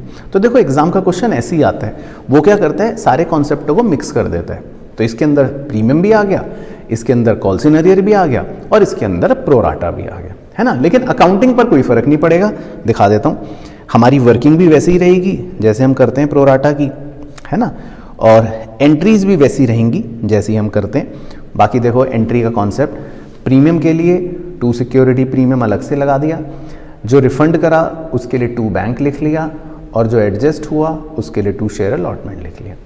बाकी थर्ड एंट्री सेम रहेगी, बस प्रीमियम आ गया। फोर्थ एंट्री में एक्सेस मनी एडजस्ट करके जो बचेगा सिर्फ वो रिसीव करेंगे। फिफ्थ एंट्री में बस प्रीमियम अलग से आ गया, और सिक्स्थ एंट्री में क्योंकि कॉल सिनेरियर था तो उसका कॉन्सेप्ट आ गया कॉल सिनेरियर का, है ना। तो यहाँ तक के चैप्टर को जब आप रिवाइज करो तो इसी तरह के क्वेश्चंस पर प्रैक्टिस करना, क्योंकि फिर इसके बाद अकाउंटिंग में जब हम आगे बढ़ते हैं अगले कॉन्सेप्ट की तरफ, तब वो एक अलग ही कॉन्सेप्ट होता है जिसको हम बोलते हैं issue of share for consideration other than cash. यानी कि इसमें हम पब्लिक को शेयर इशू करके पैसे नहीं रिसीव कर रहे, इसमें हम किसी और को शेयर इशू करते हैं जिससे पैसा रिसीव नहीं होता। या तो उससे हमने कोई अंडरराइटर का काम करवाया होगा, या वो शायद प्रमोटर का काम कर रहा होगा, या वो वेंडर होगा जिससे हमने कुछ मशीन या बिजनेस खरीदा होगा। तो इन केसेस को बोलते हैं issue of share for consideration other than cash. तो आओ सबसे पहले बताता हूँ कि जब हम प्रमोटर को शेयर इशू करते हैं तो क्या करना है। बहुत ही सिंपल एंट्री है। पहली एंट्री लर्न कर लेना, इसको बोलते हैं incorporation expense account debit to promoter, और सेकेंड एंट्री में प्रमोटर को खत्म करके promoter account debit to share capital. बस खत्म, प्रोमोटर को शेयर इशू हो गए। फिर अगर अंडरराइटर को शेयर इशू करते हैं तो ये भी लर्न कर लेना। फर्स्ट एंट्री होती है underwriting commission account debit to underwriter, और फिर अंडरराइटर खत्म हो जाएगा टू शेयर कैपिटल। बहुत सिंपल, वेरी इजी। लेकिन जब हम वेंडर को शेयर इशू करते हैं तो ये थोड़ा सा इंपॉर्टेंट है, क्योंकि कभी कभी हम उससे या तो एसेट खरीदते हैं या फिर पूरा बिजनेस खरीदते हैं। अब अगर खाली एसेट खरीदा तो एंट्री हो गई asset account debit to vendor, लेकिन अगर पूरा बिजनेस खरीदते हो तो कैसे करना है, अलग अलग एसेट्स को डेबिट करना है और अलग अलग लाइबिलिटीज़ को क्रेडिट करना है, और टू वेंडर जितने रुपए में आपने पूरा बिजनेस परचेज करा, दैट इज परचेज कंसीडरेशन। अब बैलेंसिंग फिगर डेबिट में भी बच सकती है, क्रेडिट में भी बच सकती है। डेबिट में बचेगी तो लिख देना गुडविल, क्रेडिट में बचेगी तो लिख देना कैपिटल रिजर्व। तो हमने वेंडर से बिजनेस खरीद लिया। अब ये जो वेंडर होता है जिसे हमें परचेज कंसीडरेशन पे करनी है, तो ये हम उसको शेयर्स में पे कर देते हैं या कैश में पे कर देते हैं या जो भी क्वेश्चन बोलता है वैसे पे कर देते हैं। तो इसकी एंट्री हो गई vendor account debit to cash या टू बैंक, और टू शेयर कैपिटल, इसमें हम उसको शेयर्स इशू कर देते हैं। और अगर प्रीमियम पर शेयर इशू करा तो टू सिक्योरिटीज प्रीमियम। और कभी कभी तो क्वेश्चन कह देता है हमने उसको एक बिल ऑफ एक्सचेंज दे दिया, तो टू बिल्स पेबल या कुछ भी जो भी क्वेश्चन कहेगा। और नंबर ऑफ शेयर निकालते कैसे हैं, हम निकालते हैं जो भी अमाउंट हमें वेंडर को पे करना है डिवाइडेड बाय इशू प्राइस पर शेयर। तो कुछ क्वेश्चंस आप वेंडर वाले प्रैक्टिस करना तो आपको समझ आ जाएगा कि किस तरह से शेयर इशू करते हैं अदर देन कैश। तो ये कॉन्सेप्ट ही अलग है, इसका पुरानी कॉल सेनरियर प्रोराटा वो सब कहानियों से कोई लेना देना नहीं। तो इस कॉन्सेप्ट को जब रिवाइज करो तो अलग से रिवाइज कर लो। चलो अब चैप्टर एक ऐसे करवट पर चलेगा जो हमारे एग्जाम के लिए सबसे इंपॉर्टेंट टॉपिक है छोटा लेकिन है बहुत इंपॉर्टेंट। इसको बोलते हैं शेयर का फॉरफीट या रीइशू होना। अब देखो ऐसे अपने माइंड में एक पिक्चर बनाओ, जैसे ही शेयर फॉरफीट होगा, कैंसिल होगा, तो बस हमें एक एंट्री करनी है, सो इजी, एक एंट्री। लेकिन अगर वो शेयर रीइशू कर दिया तो फिर रीइशू के टाइम पर हमें 2 एंट्री करनी पड़ती है। तो कुल मिलाकर इस कॉन्सेप्ट में 3 एंट्रीज हो जाती हैं। लेकिन पहले हम फोकस करते हैं शेयर को फॉरफीट कैसे करते हैं। बहुत सिंपल है, देखो जब हम शेयर को फॉरफीट करते हैं तो सबसे पहले समझो कि किस तरह से अकाउंटिंग काम कर रही है। हम शेयर कैपिटल को डेबिट कर देते हैं, यानी कि हमारी फेस वैल्यू खत्म, और इसमें हम सिर्फ उतनी ही फेस वैल्यू डेबिट करते हैं जितनी हमने शेयर होल्डर से मांगी होगी, यानी कि called up face value. Called up face value का मतलब होता है कि कभी कभी क्वेश्चन कह देगा कि हमने सेकंड कॉल करी ही नहीं, तो सेकंड कॉल को छोड़ देंगे, खाली एप्लीकेशन अलॉटमेंट या फर्स्ट कॉल की जो फेस वैल्यू होगी वो लिख लेंगे और सिर्फ इसमें फेस वैल्यू लिखते हैं। अच्छा, फिर उसके बाद सिक्योरिटी प्रीमियम को भी डेबिट कर देते हैं। लेकिन उसमें बड़ा इंटरेस्टिंग पॉइंट याद रखना है, सिक्योरिटी प्रीमियम जो डेबिट करते हैं हम सिर्फ वो ही प्रीमियम डेबिट करते हैं जो रिसीव नहीं हुआ है। अब देखो उसका ना कॉन्सेप्ट याद रखो, नहीं तो बच्चे रटते हैं, परेशान होते हैं। सिक्योरिटी प्रीमियम अगर एक बार मिल जाए तो उसको सेक्शन 52 अपनी जकड़ में ले लेता है, और सेक्शन 52 कहता है कि ये प्रीमियम सिर्फ 5 ही जगह यूज हो सकता है। क्या हम इस प्रीमियम को कैंसिल कर सकते हैं? तो कानून मना करता है, कहता है नहीं। देखो प्रीमियम रिसीव होना एक बहुत बड़ी बात है, और अगर प्रीमियम रिसीव हो चुका है तो आप इसको अब कैंसिल नहीं कर सकते। तो हम सिर्फ वही प्रीमियम कैंसिल कर सकते हैं जो हमें रिसीव नहीं हुआ है। तो ये लॉजिक याद रखना है, ठीक है। उसके बाद फिर हम लिखते हैं टू शेयर फॉरफीचर अकाउंट, और ये पता है कौन सा अकाउंट है? वही जो बिल्कुल अभी स्टार्टिंग में बताया था कि जब हम किसी शेयर होल्डर से पैसा रिसीव कर लेते हैं, फेस वैल्यू है ना, प्रीमियम की बात नहीं कर रहा, सिर्फ फेस वैल्यू, तो वो हम उसको वापस तो लौटाते नहीं हैं, तो वो हमारे लिए कैपिटल गेन होता है। तो ये एक तरह से हमारा कैपिटल गेन है जिसको हम एक नए अकाउंट में ट्रांसफर करते हैं। इसका नाम होता है शेयर फॉरफीचर अकाउंट। और जितने रुपए उसने हमें नहीं दिए प्रीमियम को मिलाकर, क्योंकि वो ऑलरेडी कॉल्स इन अरियर में ऊपर डेबिट हो चुके होते हैं, तो अब वो calls in arrear account close हो जाता है। देखो यहाँ पर लिखा भी है to calls in arrear account, तो वो हमारा calls in arrear account close हो गया। बस, तो कितनी सिंपल हो गई एंट्री। तो शेयर फॉरफीचर में आपको इतना करना है। बाकी अगर मान लो शेयर रीइशू हो जाते हैं, तो शेयर मैंने आपको बताया था कि पार पर भी रीइशू हो सकते हैं, प्रीमियम पर भी रीइशू हो सकते हैं और डिस्काउंट पर भी रीइशू हो सकते हैं। प्रीमियम पर रीइशू होंगे तो सिक्योरिटी प्रीमियम डेबिट क्रेडिट हो जाएगा। लेकिन अगर आपने डिस्काउंट पर रीइशू करा तो फिर हम शेयर फॉरफीचर को डेबिट कर देते हैं। बाकी बैंक अकाउंट डेबिट, उसमें रीइशू का प्राइस लिखते हैं, और टू शेयर कैपिटल में तो फेस वैल्यू जो होगी वो लिखते हैं। अब जो ये डिस्काउंट है, अगेन वही लॉजिक, ये डिस्काउंट ज़्यादा नहीं हो सकता। किससे ज़्यादा नहीं हो सकता? जितना आपको ऊपर रिसीव हो चुका। तो ऊपर वाले रिसीव को मैं 1 लिख देता हूँ सिंबल, और नीचे वाले डिस्काउंट को मैं 2 लिख देता हूँ सिंबल। तो एक लॉजिक ये बन गया कि जो ये डिस्काउंट है जिसको हमने 2 लिख रखा है, ये कभी भी 1 से बड़ा नहीं हो सकता, है ना, ये रूल है। अब उसके बाद जो भी प्रोपोर्शनेट कैपिटल गेन बचता है कंपनी के पास, कंपनी उसको कैपिटल रिजर्व में ट्रांसफर कर देती है, जिसको निकालने का एक सिंपल सा मैथमेटिकल फॉर्मूला भी बन सकता है कि भाई जो भी हमारा 1 अमाउंट रिसीव हुआ into number of share reissued upon number of share forfeited minus 2 जो भी हमने डिस्काउंट दिया। तो आप इसके क्वेश्चन खुद प्रैक्टिस करके देखना फॉरफीचर के और रीइशू के, तो आपको समझ आ जाएगा कि किस तरह से ये काम करता है। अब इसमें एग्जाम के लिए इंपॉर्टेंट है कि कभी कभी 2 अलग अलग बदमाशों के शेयर फॉरफिट होंगे, तो आप उनका अलग अलग ही कैपिटल रिजर्व निकालना, मिक्स करके निकालने में कई बार गलती हो जाती है ना। तो 1-2 एग्जाम्पल्स हमने करे थे क्लास के अंदर भी, वो आप स्क्रीनशॉट ले सकते हो। एक छोटा सा एग्जाम्पल ये करा था समझाने के लिए कि कंपनी ने एप्लीकेशन, अलॉटमेंट और फर्स्ट कॉल के पैसे मांगे, लेकिन उसने फर्स्ट कॉल नहीं दी, तो कंपनी ने उसके शेयर क्या कर दिए, फॉरफिट। फाइनल कॉल अभी तक अनकॉल्ड है, तो वो छोड़ देंगे। तो देखो एंट्री क्या बन जाएगी, शेयर कैपिटल डेबिट, इसमें लिख लेंगे जितने रुपए कंपनी ने मांगे 9 रुपये, और सिक्योरिटी प्रीमियम में सिर्फ लिखेंगे जो हमें रिसीव नहीं हुआ, यानी 2 रुपये। बाकी जो फेस वैल्यू रिसीव कर चुके वो शेयर फॉरफीचर में लिख लेते हैं 5 रुपये, और जो रिसीव नहीं हुआ वो 2 कॉल्स इन अरियर में लिख लेते हैं 6 रुपये। इस तरह से मतलब हमने एंट्री करके समझ लिया था, है ना। बस उसके बाद अगर कंपनी शेयर रीइशू करती है और डिस्काउंट पर रीइशू करती है, तो यहाँ पर कंपनी ने देखो 9 रुपये पेडअप है, लेकिन 6 रुपये में रीइशू करा, तो यानी कंपनी ने 3 रुपये का डिस्काउंट दे दिया। तो कंपनी 3 रुपये का डिस्काउंट दे सकती है, कोई टेंशन नहीं है। तो उस केस में एंट्री हो गई बैंक अकाउंट डेबिट 6 रुपये, शेयर फॉरफीचर अकाउंट डेबिट 3 रुपये, टू शेयर कैपिटल, बाकी जितने शेयर रीइशू हुए हो गए। और प्रोपोर्शनेट को शेयर फॉरफीचर के प्रोपोर्शनेट बैलेंस को कैपिटल रिजर्व में ट्रांसफ़र कर देती है, तो वो हमने निकाल लिया, वो आया 4 रुपये, है ना। और इसको आप थोड़ा सा फास्टर तरीके से भी निकाल सकते हो अगर आपके कॉन्सेप्ट स्ट्रांग है तो। वो कैसे निकाल सकते हो, जितने रुपए आपको रिसीव होते हैं, जैसे हमें 5 रुपये रिसीव हुए और जितना डिस्काउंट आप दे रहे हो 3 रुपये, वो माइनस कर दो, तो इसका मतलब नेट गेन आपको 2 रुपये का हो रहा है।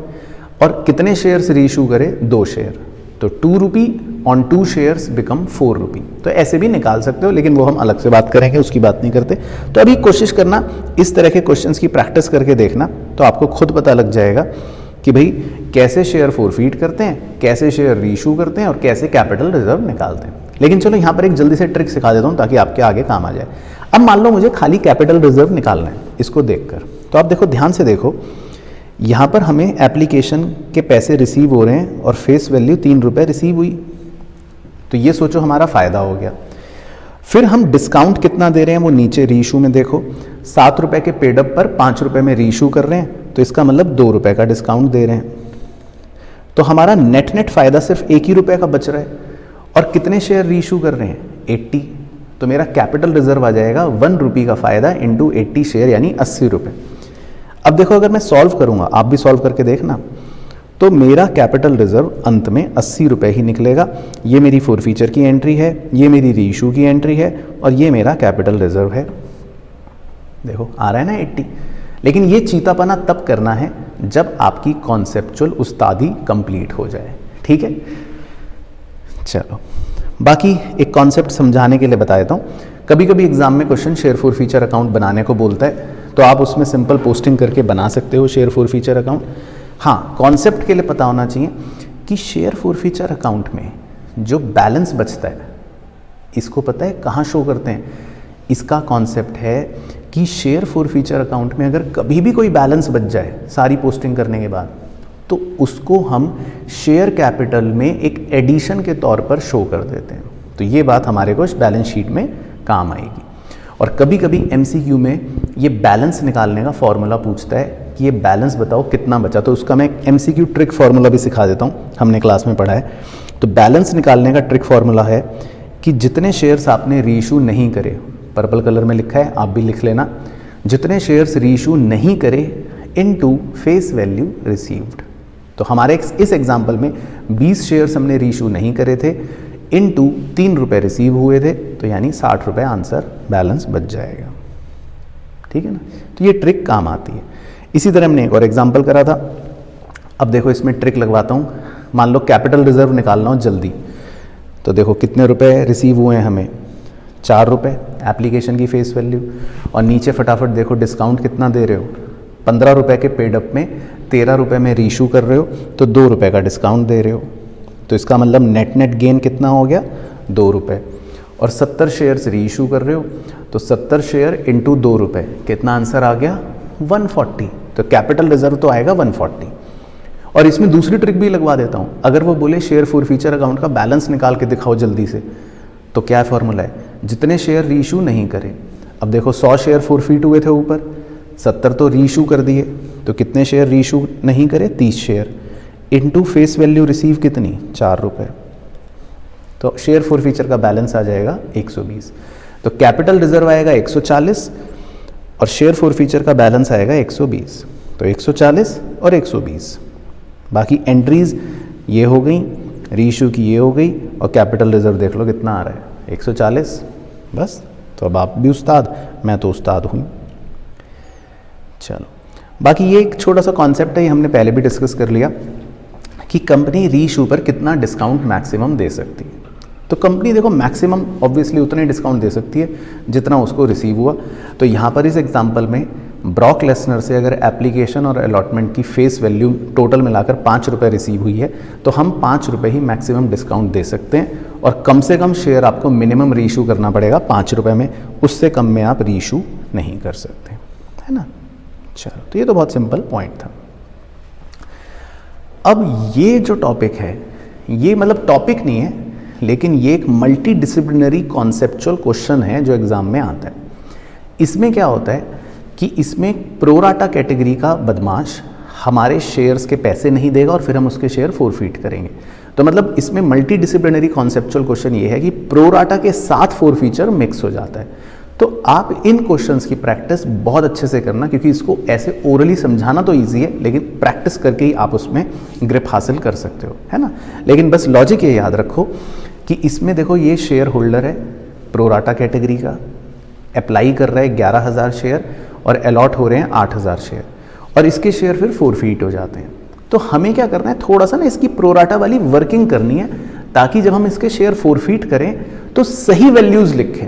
नहीं तो बिना वर्किंग के डायरेक्टली ऐसे देख के लिख देंगे ना कि ओ इसने तो 2 रुपये दे दिए, 6 रुपये नहीं दिए, तो गलत हो जाएगा। तो हमें ना इसकी थोड़ी सी वर्किंग करनी पड़ती है, बस वही चीज़ इंपॉर्टेंट है। तो जैसे यहाँ पर एक गोपाल नाम का बदमाश है, उसने 11,000 शेयर के लिए अप्लाई करा, 2 रुपये दिए 22,000, लेकिन मिलने चाहिए थे उससे सिर्फ 8,000 शेयर्स के 2 रुपये यानी 16,000, तो हमने उससे 6,000 रुपये एक्स्ट्रा ले लिए। अब अलॉटमेंट के टाइम पर जब हम उससे 6 रुपये मांग रहे हैं यानी 48,000, तो इसका मतलब ये नहीं है कि उसने 48,000 नहीं दिए, रॉन्ग। 6,000 तो वो ऑलरेडी पहले एक्स्ट्रा दे चुका, हम वो एडजस्ट कर लेंगे उसके, और माना ये जाएगा कि उसने अलॉटमेंट पर सिर्फ 42,000 ही पे नहीं करे।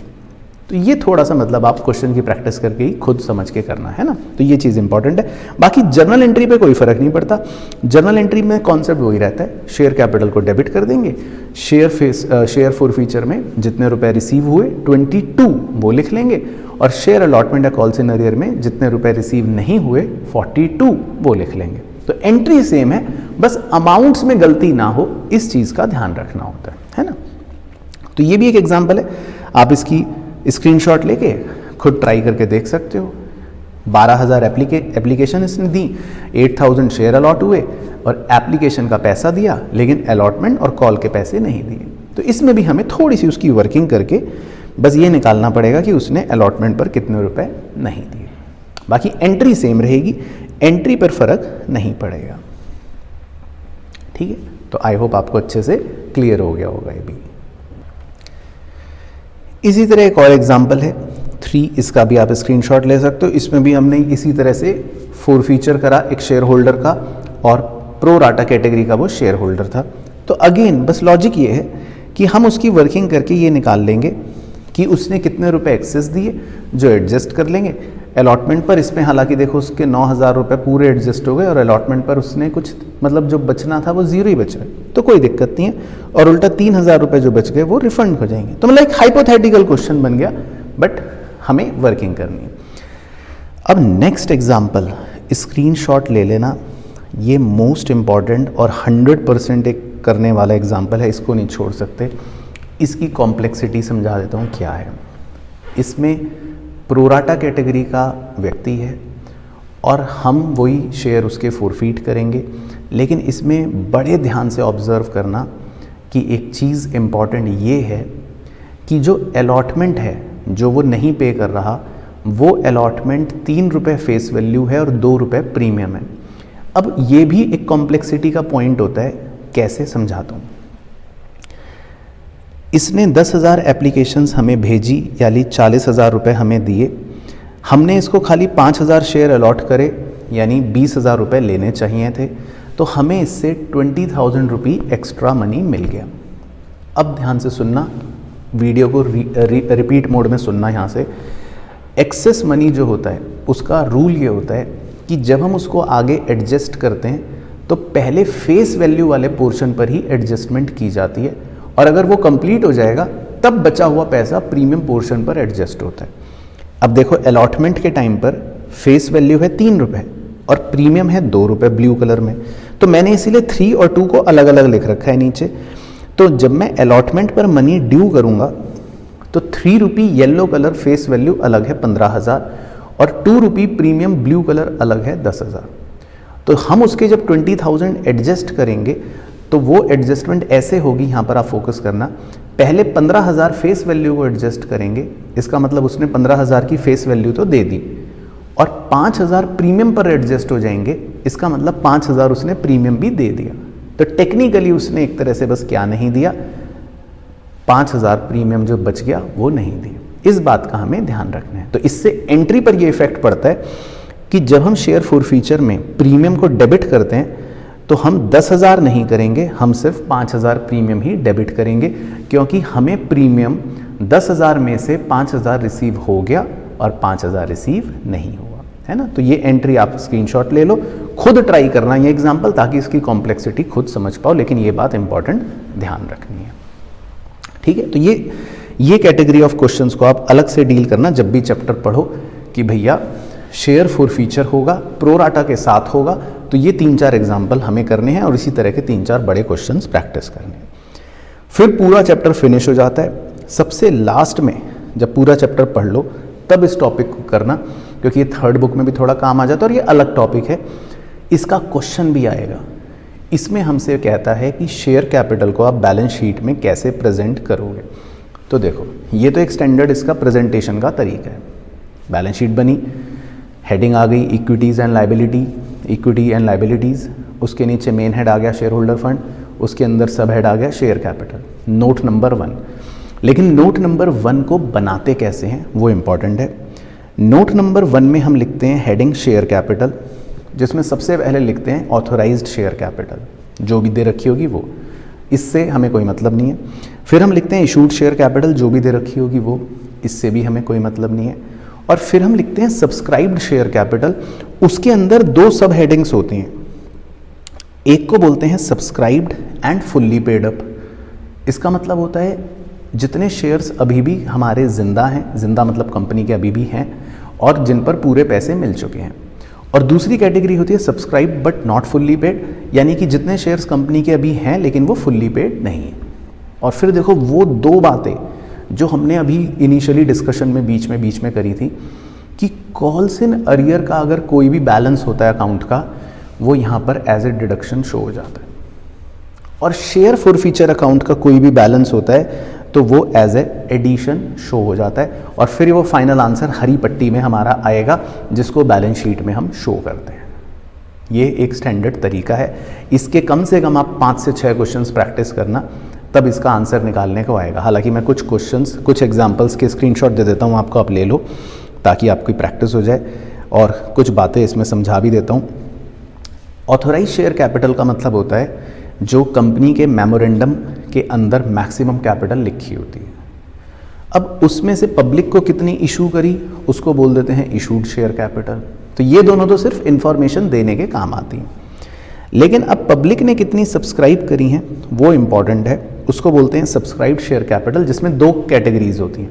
एक फुल्ली पेड, फुल्ली पेड वो जिनके पूरे पैसे मिल गए, मान लो 100 रुपये का शेयर है और कंपनी को पूरे 100 रुपये रिसीव हो चुके हैं। लेकिन नॉट फुल्ली पेड का मतलब है वो वाले शेयर्स जिनके पूरे पैसे नहीं मिले।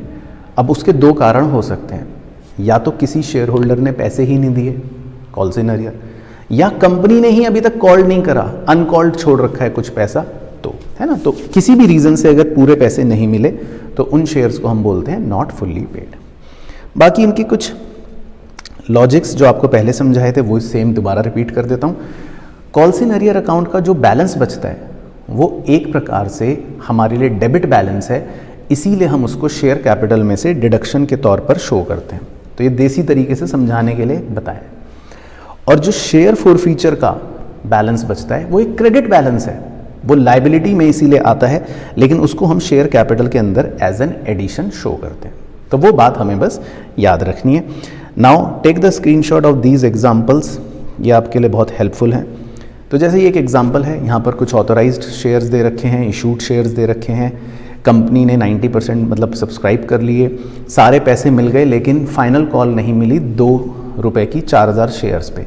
अब कंपनी ने देखो 3000 शेयर इसमें से फोरफीट कर दिए, मतलब मर गए, और बाद में लेटर री इशू करे 2500 शेयर फॉर 6 रुपये फुल्ली पेड। तो देखो इस तरह का क्वेश्चन आता है एग्जाम में भी, और नोट्स बनाने को कहते हैं। तो देखो हमें कैसे शो करना है। सबसे पहले तो बेसिक कहानी है कि ये सब शेयर्स होते हैं, लेकिन नोट्स देखो कैसे शो करना है।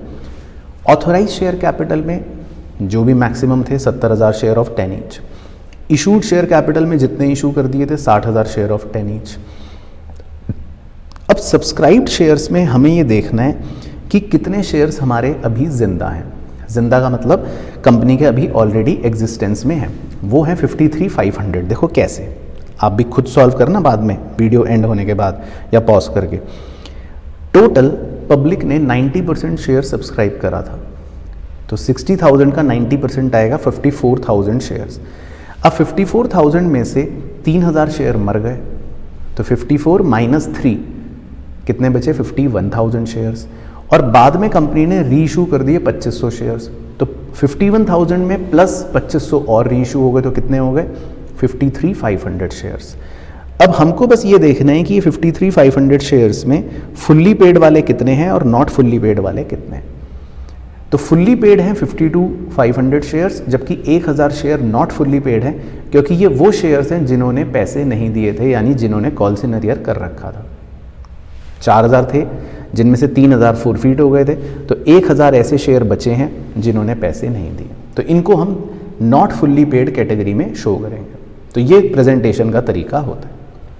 बाकी लेस करेंगे कॉल सिनेरियो अकाउंट, जो बैलेंस बचा है वो हमेशा हमारे जिंदा शेयर्स पर निकाला जाता है। तो 1000 शेयर्स बचे हैं जो फोरफीट नहीं हुए थे, और उन्होंने कितने रुपए नहीं दिए थे, 2 रुपये, तो 1000 इंटू 2 2000।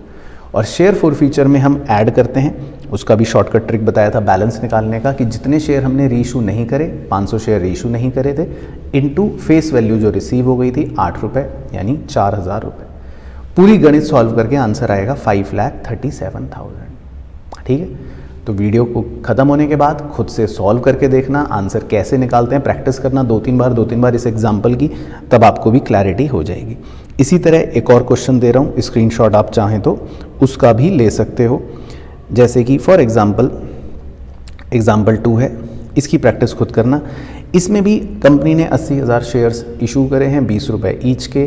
कंपनी ने 4 रुपये की फाइनल कॉल नहीं करी, सारा पैसा मिल गया एक्सेप्ट फर्स्ट कॉल ऑफ 6 रुपये ऑन 8,000 शेयर्स। उन 8,000 में से कंपनी ने 5500 शेयर फोरफीट कर दिए हैं। बाद में कंपनी ने उसमें से 4400 शेयर्स रीइशू कर दिए हैं, 13 रुपये में रीइशू करे हैं, 16 रुपये पेड अप है, और हमें शो करना है नोट्स। वीडियो पॉज कर दो यहाँ पे चाहें, या स्क्रीनशॉट ले लो, खुद सॉल्व करके फिर वीडियो आगे प्ले करना। चलो आंसर भी दिखा देता हूँ, करना आप ही को है सॉल्व विद प्रेजेंटेशन। तो जब हम सब्सक्राइब्ड शेयर कैपिटल का प्रेजेंटेशन दिखाएंगे तो फुल्ली पेड में कोई शेयर नहीं आएगा, नॉट फुल्ली पेड में आएंगे 78,900 share of 20 each, 16 called up, ऐसे लिखेंगे। लेस करेंगे कॉल सिनेरियो जो सिर्फ 2500 शेयर्स का लिया जाएगा, और ऐड करेंगे शेयर फॉरफीचर, उसका वही फॉर्मूला, 1100 शेयर रीइशू नहीं हुए इनटू फेस वैल्यू रिसीव्ड 10 रुपये, यानी 11,000। तो आंसर आएगा 12,58,400। ठीक है, प्रैक्टिस करके देखना। लेकिन बैलेंस शीट इंपॉर्टेंट है, प्रेजेंटेशन का स्टैंडर्ड तरीका है इसी तरह से प्रेजेंट करने का। चलो अब आपको फटाफट से क्विक रिकैप दे देता हूँ उन क्वेश्चंस का जो बुक के आप कर भी सकते हो, या फिर उन वैरायटी ऑफ क्वेश्चंस का जो आपको प्रैक्टिस करने हैं। तो देखो ये एक क्वेश्चन 11 है, इसमें लमसम वाला टॉपिक कवर हो जाता है। इसी तरह क्वेश्चन 13 बेसिक क्वेश्चन है, इंस्टॉलमेंट वाला, ये सिंपल है। क्वेश्चन 14 ये आप कर सकते हो, इसमें कैश बुक बनाने को दिया है, तो इससे आपकी अच्छी प्रैक्टिस हो जाएगी, इसको ज़रूर आप मार्क कर लेना। तो कैश बुक जब हम बनाते हैं तो बैंक वाली एंट्री नहीं करते। उसके बाद क्वेश्चन नंबर 18, इसमें आपका अंडर सब्सक्रिप्शन कवर हो जाएगा। इसमें हमें अंडर सब्सक्रिप्शन का कॉन्सेप्ट देखना है कि है तो नहीं। क्वेश्चन 22, इसमें आपका रिजेक्शन है, वो थोड़ा सा कॉन्सेप्ट कवर हो जाएगा। उसके बाद क्वेश्चन नंबर 23, ये भी एक सिंपल क्वेश्चन है जिसमें प्रोराटा की कैटेगरी के बारे में आपका कॉन्सेप्ट कवर हो जाएगा। उसके बाद क्वेश्चन नंबर 29, ये भी एक, इसमें चेक करा हमने कि मिनिमम सब्सक्रिप्शन आया है कि नहीं आया। तो इसमें मिनिमम सब्सक्रिप्शन शायद नहीं आया, तो हमने बस क्या करा, देखो रिफ़ंड कर दिया। इसी तरह क्वेश्चन नंबर 30, इसमें भी हमने रिफ़ंड कर दिया। उसके बाद क्वेश्चन नंबर 33, इसमें सिंपल एंट्री थी, वो हो जाएंगी। उसके बाद क्वेश्चन नंबर 34, इसमें कॉल्स इन अरियर अकाउंट का कॉन्सेप्ट आपका कवर हो जाएगा। उसके बाद क्वेश्चन नंबर 40, इसमें आपका वेंडर का जो कॉन्सेप्ट था वो कवर हो जाएगा, जिसमें हम एसेट खरीदते हैं। क्वेश्चन नंबर 42, ये भी वेंडर का कॉन्सेप्ट कवर हो जाएगा। क्वेश्चन नंबर 38, ये भी वेंडर का कॉन्सेप्ट है। क्वेश्चन नंबर 47 मार्क कर सकते हो, ये भी वेंडर का कॉन्सेप्ट है, एग्जाम में आ चुका है। अच्छा, फिर कुछ क्वेश्चंस होते हैं जिसमें हम पूरा बिजनेस खरीद लेते हैं, वो भी आएगा। लेकिन क्वेश्चन 49 मार्क कर लो, इसमें अंडरराइटर और प्रमोटर को शेयर इशू करने का कॉन्सेप्ट आपका कवर हो जाएगा, सिंपल एंट्री। फिर क्वेश्चन 48, इसमें आप पूरा बिजनेस खरीद रहे हो, वो वाला कॉन्सेप्ट कवर हो जाएगा। 44 में भी पूरा बिजनेस खरीद रहे हो, वो वाला सेम कॉन्सेप्ट कवर हो जाएगा। 45 में भी पूरा बिजनेस खरीद रहे हो, ये भी एक अच्छा क्वेश्चन है, इसको भी आप प्रैक्टिस में डाल सकते हो। फिर आता है कॉन्सेप्ट फूड फीचर और रीशू वाला, है ना, चैप्टर के अंदर। उसके लिए छोटे छोटे क्वेश्चन है। 54 ये आप रख सकते हो, 59 इंपॉर्टेंट है, ये आप रख सकते हो। उसके बाद 66 एक अच्छा क्वेश्चन है, 86 एक अच्छा क्वेश्चन है, वो आप रख सकते हो। 89 एक अच्छा क्वेश्चन है, वो आप रख सकते हो। ये सब फूड फीचर और रीशू पर बेस्ड है। क्वेश्चन नंबर 90 ज़रूर मार्क करना, इसमें वो वाला कॉन्सेप्ट आएगा जो भी हमने पढ़ा था कि फेस वैल्यू पर पहले एडजस्ट करते हैं, प्रीमियम पर बाद में एडजस्ट करते हैं। तो इसकी एप्लीकेशन आपको अच्छी लगेगी, क्वेश्चन में अप्लाई होती हुई, ये क्वेश्चन ज़रूर प्रैक्टिस करके देखना। देन क्वेश्चन नंबर 57, ये एक बड़े क्वेश्चनों में इस तरह का क्वेश्चन आ जाता है, कॉल्स इन अरियर, प्रोराटा, इसमें मिक्स मिलता है ना, सारी एंट्रीज करनी होती है। उसके बाद क्वेश्चन नंबर 65, ये भी फूड फीचर का क्वेश्चन है। क्वेश्चन नंबर 71, ये भी फूड फीचर का क्वेश्चन है। क्वेश्चन नंबर 85 PYQ है। बाकी बड़े क्वेश्चनों में आप मार्क कर लो एक क्वेश्चन 96, इसमें आपकी कंप्लीट एग्जॉस्टिव कॉन्सेप्चुअल प्रैक्टिस हो जाएगी, जिसमें आपका कॉल्स इन अरियर भी, फूड फीचर भी, रीइशू भी सब आ जाता है ना, ये देखो। तो ये कंप्लीट क्वेश्चन की प्रैक्टिस दे देगा। इसी तरह क्वेश्चन 105 मार्क कर सकते हो, ये भी PYQ क्वेश्चन है। इसमें आपका प्रोराटा भी आ जाएगा, प्रीमियम भी आ जाएगा, कॉल्स इन अरियर भी आ जाएगा, कैश बुक भी आ गई, और सारी entries with forfeiture and reissue आ जाएगी। तो बहुत ही अच्छा क्वेश्चन है। इसी तरह क्वेश्चन 111 मार्क कर सकते हो, कॉम्प्रिहेंसिव क्वेश्चन है। इसमें भी आपको कंप्लीट PYQ क्वेश्चन है, प्रोराटा के साथ साथ कॉल्स इन अरियर भी है, फूड फीचर भी है, रीइशू भी है, और कंप्लीट आपको कैपिटल रिजर्व निकालना है। तो बेसिकली ये क्वेश्चंस आप प्रैक्टिस रेंज में रखो।